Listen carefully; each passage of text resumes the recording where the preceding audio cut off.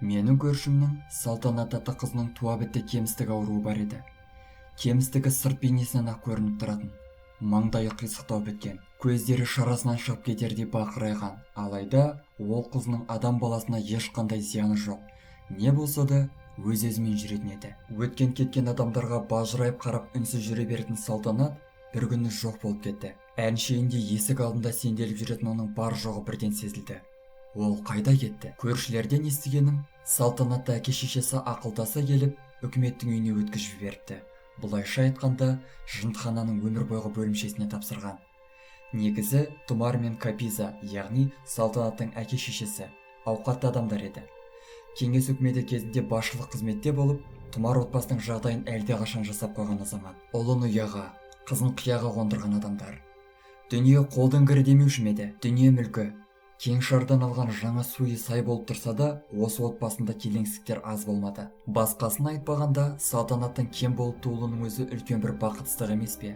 Рас, бұл отбасының балалары мектеп қабырғасында жақсы оқыды. Тәртіпсіз болып аттары шыққан емес. Алайда Әсия атты қыздары студент болып жүрген шағында жұртты қатты шулатып, жан түршіктірерлік әрекеттер жасады. Оның біреуден аяғы ауыр болып қалды. Сыртқа сездірмеймін деп әуелгіде шын қатты тартып байлап жүрген Әсияның жүктілігін ешкім сезбеген еді. Айы күні жетіп, жатақханада Әсияны толға қысады. Жаны не деген берік десеңізші.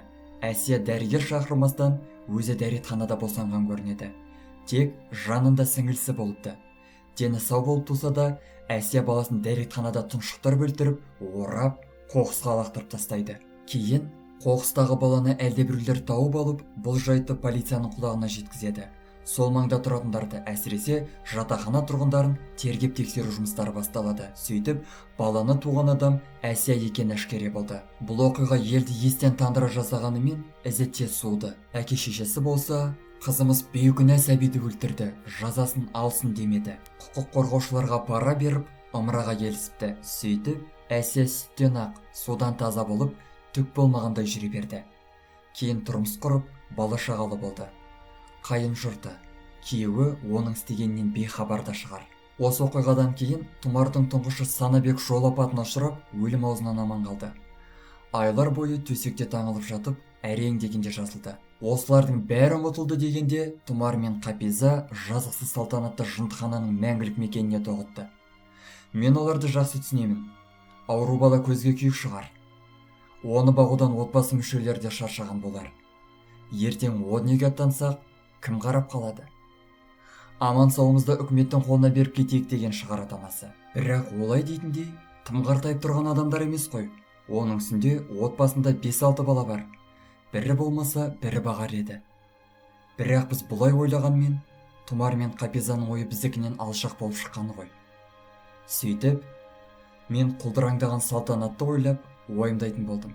Жасы 30-дар шамасында болғанымен, өз жасынан тым жас көрінеді. Кішкентай бала сияқты, бойы да өспей қалған ғой.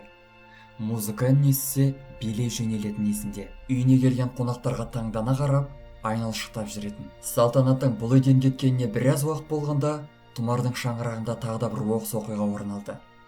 Ол бұл үйдің екінші ұлы Шаханға байланысты еді.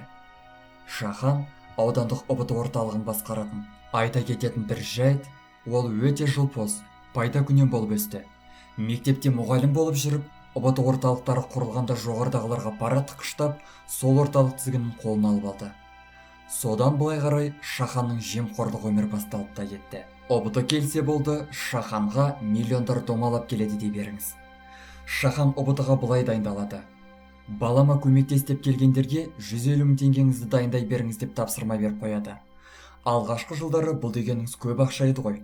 Қазірде 150 мың теңге аз ақша емес. Сөйтіп, өзі қаладан білімді деген бірнеше мұғалімдерді ауданға алдыртып алады. Әрине, оларға да алдын ала 100 мың теңгеңді аласың деп уәде беріп қояды. Олардың ішінде міндетті түрде қазақ тілі мен әдебиеті, математика, орыс тілі және ұбт-да өзінің көмегіне жүгінген оқушы таңдаған 5-ші пәнге жетік майталман ұстаздар болады. ұбт келіп жеткен күні әлгі ұстаздар командасын Шахан бірге орналастырады да телефондарын ағыттырып тастайды.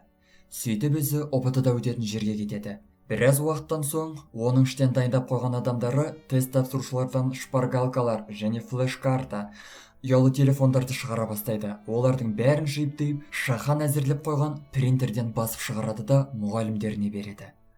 Олар тапсырмаларды орындап болысымен іштегі өзі келісіп қойған кезекшілер арқылы қайтадан оқушыларға жібереді. Кезекшілер де әрине қол артықтан құр қалмайды. Нәтижесінде Шахан 30 шақты баладан 4,5 миллиондай ақша тауып, оның бір бөлігін тапсырманы орындаған мұғалімдерге, біразын шпаргалка тасымалдаған кезекші мұғалімдермен бөліседі. Bir қызығы, Шаханға ақша берген ата-аналардың ішінде балалары онсыз да жақсы оқитын, Шаханның көмегінсіз-ақ ұбт-дан жақсы ұпай жинағандар болыпты. Олар сыннан өз күштерімен өтсе де, ата-аналары Шахан өткізді деп ойлайды екен. Себебі алдын ала ақша төлеп қойған. Ал Шаханның қулығы соншалық, үздік оқитын балаларға аса көмектесіп жаны қиналмайды.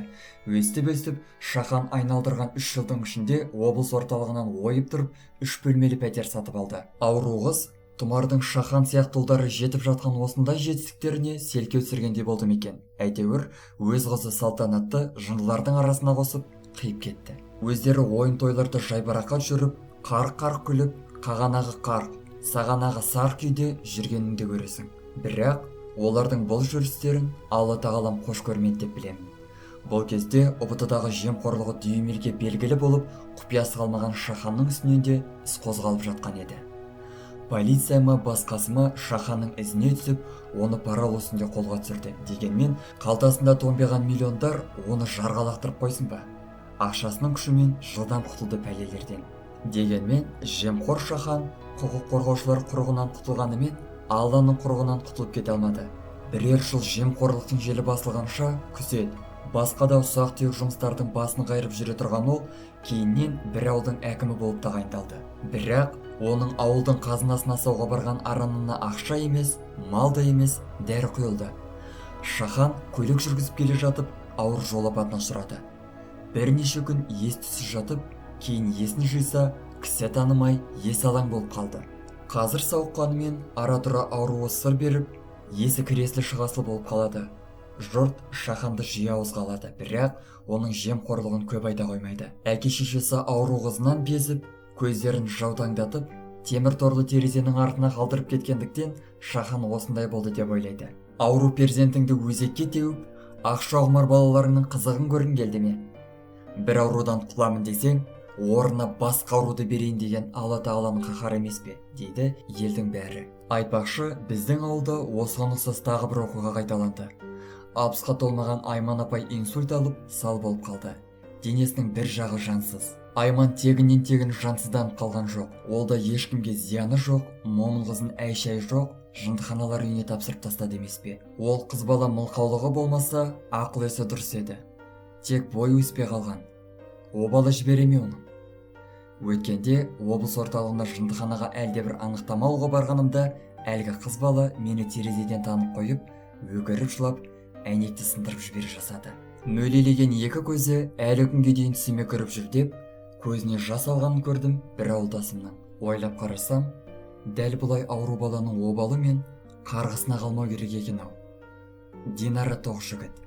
Назарларыңызға көп рахмет.